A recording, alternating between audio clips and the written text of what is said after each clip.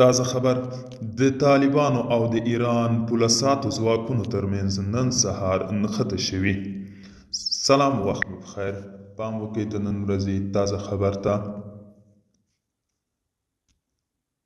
د هالوش خبري اژانس خبر ورکړی چې د طالبانو او د ایران پولیسو ځواکونو نن سهار د هرمند ښار په صفري نقطه کې نښته کړې.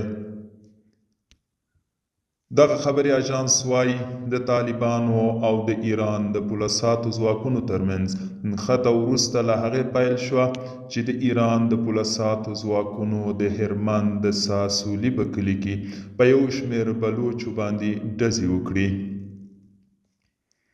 د دغې نښتې د مرګ ژوبلې په اړه څه نه دي ویل شوي، او د طالبانو او ایران رسمي سرچینو هم د دغې نښتې په اړه څه نه دي ویلي. دوستانو، دا و د نن ورځې چمتو کلی خبر. تر بیا مو په الله سپارم. ښې چارې، ښه وخت.